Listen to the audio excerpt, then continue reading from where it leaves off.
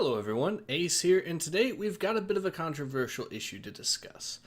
So in light of recent commercial successes of indie games such as Cuphead, Kingdom Come Deliverance, and PlayerUnknown's Battlegrounds, as well as a few not-so indie commercial successes such as Capcom's Monster Hunter World, I would say that now is an excellent time to talk about the accessibility of video games. For a while now, we've been told from both game publishers and video game journalists that games need to be made more and more accessible to appeal to a larger audience that may not be able to get into more and more niche games. However, for this theory to be true, two very important things must be true as well. The first being that making the game more accessible will increase sales and make more people play it. And the other thing being that there will be no detriments whatsoever to the franchise as a whole. As one could probably guess from the title of this video, I will be taking up a contrarian position to this argument, and instead showing in detail how both of these points are simply not the case. Before I get into that, though, I feel it necessary to discuss one of the fundamental and main arguments that games journalists make when arguing in favor of accessibility. That just because a person buys a game, they are entitled to beat it. Now, I am far from the first person on YouTube to debunk this argument. In fact, there is a very famous YouTuber called Rags who has done so in an earlier video, and I would strongly recommend having a look at his work as well. I will, however, debunk this using different methods than what I've seen so far from most other YouTubers. So the argument that just because a person buys a game they are entitled to beat it is flawed when one compares this to other entertainment or other forms of art. Take for instance books. Despite the fact that they're a non-interactive art form, a person reading a book still is required to have a certain degree of skill in reading to be able to get the most out of the book. This is, for instance, why you do not see first graders being taught Shakespeare that often, because they simply lack the reading skills necessary to appreciate his work. In fact, one could argue that many high schoolers lack the reading skills necessary to appreciate his work. This argument becomes even more flawed when one realizes that video games are not the only interactive form of art. Take, for instance, martial arts. Martial arts are by definition an interactive art form, and yet, just because a person joins a karate class, it does not mean necessarily that they get a black belt. Instead, it takes years of experience and practice to get that high honor. So even when comparing to other forms of art, it is perfectly reasonable and acceptable to expect that a person partaking in video games needs to have a basic minimum skill level to be able to fully enjoy the particular game that they are in fact playing. Now, this is not to say that there shouldn't be games out there made for more casual or less skilled gamers. The simple fact of the matter is that there should be. However, trying to say that literally every game needs to be made for everyone is an injustice to the industry as a whole, as I will now promptly demonstrate. I would say that if I had to make different categories for the different ways that the accessibility argument has been detrimental to video games and the video game industry as a whole, I would argue that there are four main ways that this can go wrong. So I will be going over these in order, and the first way it can go wrong is when a traditionally difficult video game franchise sacrifices its difficulty in the name of accessibility. I don't mean simply adding an easy mode, I mean the default difficulty becomes much easier overall. A good example of this in video game history would be the Ninja Gaiden series, or rather the Reboot series. Now, for those who are unfamiliar, the Ninja Gaiden franchise has always been a bastion of difficulty, even back in the original NES days. However, it was decided that the 2012 release of the franchise, the rebooted Ninja Gaiden 3, would be easier by default than the other previous games. It is unknown whether or not this was done by the intentions of the developers specifically, or by the publishers. However, the results of this were quite clear. The game was both critically panned and commercially unsuccessful, especially when compared to previous entries in the Ninja Gaiden franchise. The developers had, in their folly, managed to alienate their main fan base, and the release of Ninja Gaiden Z 2 years later was also a disaster, and ultimately led to the series being put on hiatus, from which we have not seen a new Ninja Gaiden game yet. The irony here is that the decision to make Ninja Gaiden easier and more accessible accessible was founded on the basis that doing so would make it appeal to a wider audience and that more people would play it. By now, some of you may be wondering why didn't they simply add an easy mode if that was their intention. And truth be told, they did originally add an easy mode. The Ninja Gaiden Black re-release of the 2004 Ninja Gaiden reboot included an easy mode. The problem here is that when trying to argue with a person whose job is to sell as many copies of a game as possible why you need to have a higher difficulty in your game by default when it is a niche thing and will drive some people away, that person will ask why not simply take away the higher difficulty in the first place and make the easy mode the standard difficulty. Of course, the problem with this line of thinking is fairly obvious. Part of the whole point that people play Ninja Gaiden is to enjoy the higher difficulty and to feel adequately challenged. While there's nothing inherently wrong with adding in an easy mode to a game, I can certainly understand the caution that certain gamers have when it's been used as a foot in the door to making the game easier overall for everyone. One thing to remember though is that this is only one way that making a game more accessible can cause problems. Another way would be to add in features that nobody asked for. This may sound like a strange thing, but there are some clear-cut examples of this. One of the best examples of how this can cause problems would be Dead Space 3. In an attempt to make the Dead Space series more successful and appeal to a wider audience, EA decided to add in new features such as a co-op mode. Now, to be fair, Dead Space 3 did have its fair share of other problems as well, such as the inclusion of microtransactions into the single-player experience. But the co-op mode did nothing to help matters either.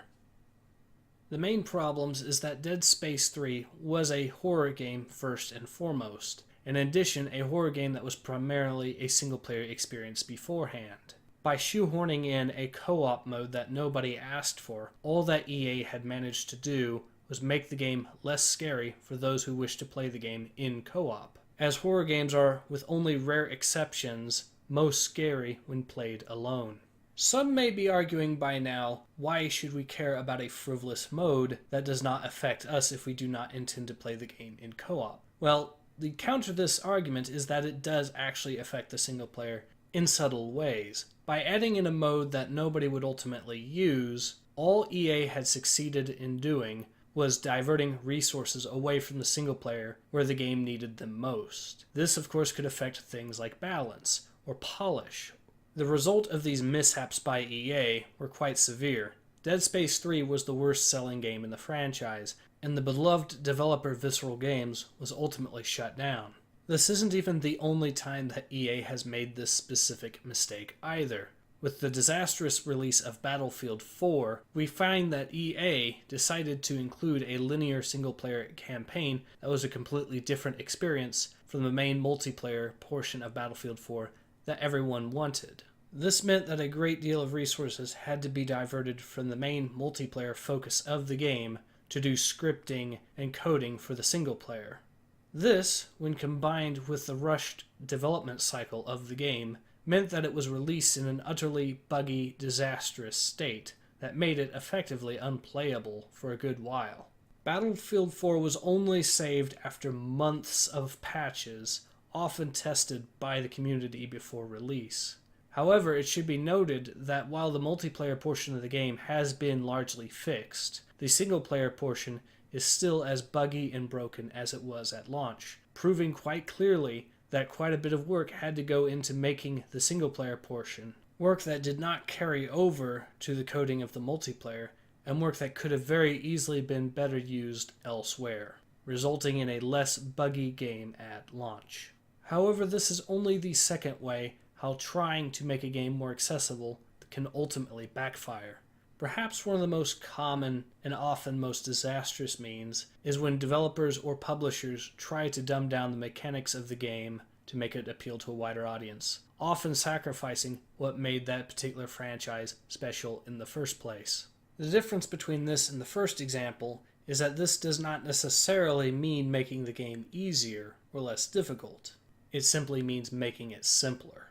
One of the best examples of this would be what happened tragically to the Empire Earth franchise. Before I continue, I must point out that the original Empire Earth is easily my favorite RTS of all time. There were actually several things that made Empire Earth stand out from other games of its genre, such as the fact that it covered the entirety of human history over 14 different eras, 15 if you include the expansion pack, or the fact that it allowed you to completely create your own custom civilization and play it through these eras and skirmish modes. The customization being close to what you would expect from a pen and paper game.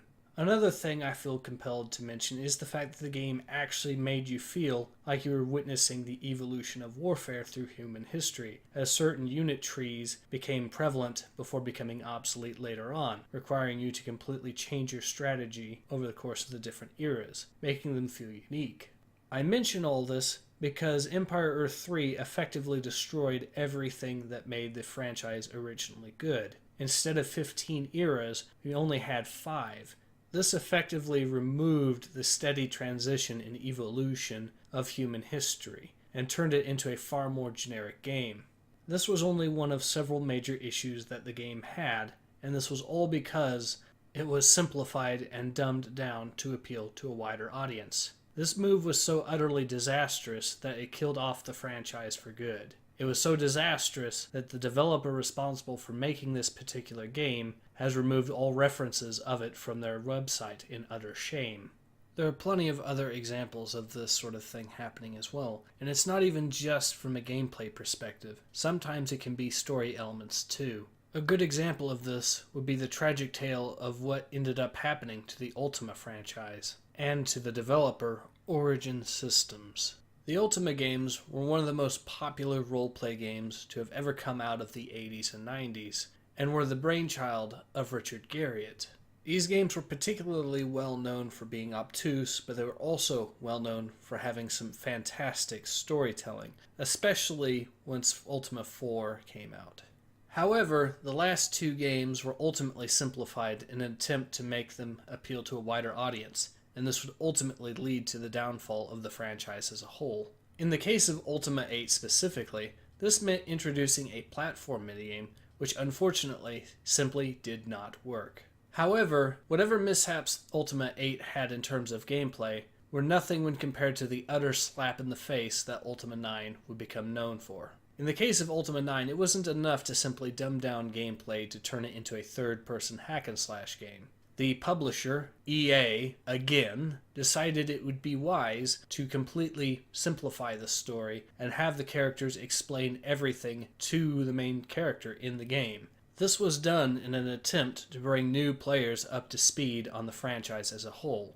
However, this completely backfired and made the character look completely and utterly incompetent, to the tune that he had books telling him about the joy of reading, or that he had to ask a gargoyle who were the gargoyles, or that he had to ask what's a paladin when previously in the franchise one of his closest friends, Sir Dupre, was a paladin who ultimately sacrificed himself to save both the main character as well as the world as a whole. So you can imagine just how much of a slap in the face this was to fans, when this is how the main character remembered his dear friend, Sir Dupre, by not even remembering what a paladin was.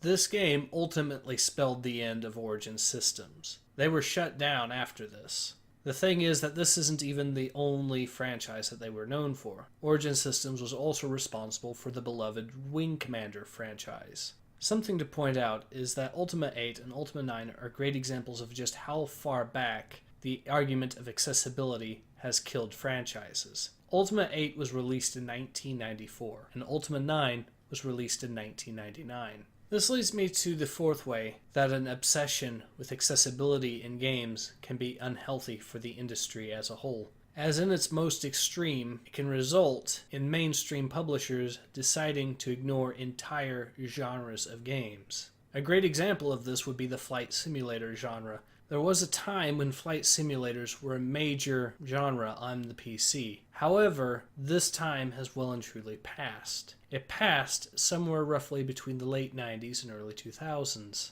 This is despite the fact that there were several popular and successful flight simulator franchises at that time. In fact, one of the last major franchises of that particular genre, at least one released by a major publisher, was Microsoft Flight Simulator X from 2006. This game is still considered one of the top selling PC games of all time. And yet despite this, despite it being the most successful game of the franchise was still put on hiatus. Of course, the demand for games from this particular genre has never really left, and this is why indie companies, as well as smaller publishers, have actually carved out quite a bit of a market for themselves, making games like the latest IL-2 Stromovic games and the Rise of Flight series, as well as DCS World. So the question is, why would major publishers ignore the obvious demands of this part of the industry? And the answer is simply because that the flight simulator genre itself is not really conducive to being made more accessible. A very real limit to how much one can simplify a flight simulator before it stops being a flight simulator. Furthermore, one of the most important aspects of flight simulators would be the flight model itself, and it's one of the things that also makes the genre one of the less accessible genres out there. This isn't to say that publishers did not try their best to include things that make the games more accessible overall and appeal to a wider audience. In fact, when looking at the later games from the Gaiden series from EA, we see that the games even included invincibility modes, unlimited ammo and unlimited fuel, with the player simply being able to turn these on and off with a mere flip of a switch. One could argue that one of the reasons why major publishers have effectively abandoned this particular genre is that major publishers have been focusing more and more on releasing fewer and fewer games, with a focus on making sure that the games that they do release sell more copies. It would make sense, therefore, that they would ultimately abandon genres that they would deem to be too inaccessible and too niche. Of course, this last bit is my own personal speculation. However, as I mentioned, the trend is that the game publishers are simply making fewer games and hoping to sell more copies of the games that they do make. And I must stress that flight simulators are far from the only genre to see a major decline in releases, at least from major publishers, around the same time frame. And something that these genres do tend to have in common is that they do tend to be more niche and less accessible genres overall. The great irony of all of this is, despite the claims from game publishers that gamers do not actually want to play games of more niche genres, or from game journalists that gamers want more accessible games for a wider audience, the gamers themselves have opened up their wallets time and time again for games that publishers would never have actually funded themselves. Take, for instance, PlayerUnknown's Battlegrounds. That is a game that major publishers would never have funded, and the reason is because the ideas behind it are inherently inaccessible, at least in their eyes. And yet, despite this, the game is one of the best-selling games of all time now. Take also, for instance, Kingdom Come Deliverance, which once again, game publishers would never have made in their wildest dreams. And yet, not only was it popular enough that it got crowdfunded, but it was also commercially successful as well. And the game has only come out a few weeks ago. Take, for instance, Cuphead, a game that, due to its difficulty, would be considered inaccessible by most major publishers, and yet, once again, was a commercial success. This all completely flies in the face of the theory that we need to make games more accessible and make them appeal to a wider audience, and that they will sell more if we do so. In fact, I would even go a step further and say that by game publishers making the games so accessible and appeal to such wide audiences, they have instead made sure that the games would ultimately become boring, samey, and let's be honest here, quite forgettable overall. This is why I decided to call this the fatal trap of false accessibility. Because sure, the games might be easy to theoretically get into, but if the game is not fun to play, then it is inaccessible whether you like it or not. And these games are being more and more inaccessible, not because they're easier to get into in theory, but in practice because they are simply less fun to play overall and less interesting. It therefore makes it all the more condemnable that we have game journalists saying that there is nothing that could potentially go wrong with trying to make a game more accessible and appeal to a wider audience. This is even worse when we consider the fact that there are actually game journalists out there who would outright condemn gamers for daring to suggest that a game need not be entirely accessible and appeal to everyone. I would say, however, that there does seem to be some light at the end of the tunnel, as we do seem to be seeing publishers taking more and more risks now. This is actually a good thing for the industry as a whole, I would argue, and we may very well see some of these major franchises and genres making comebacks Indeed, thanks to the HD re-release culture, we're seeing RTS games making something of a comeback, with titles such as the Age of Empires HD re-release and the StarCraft HD re-release as well. Of course, these are all some bold claims, which is why I will be providing sources and links in the description below for those who are curious. In any case, I hope to see you all again soon. Take care. Ace out.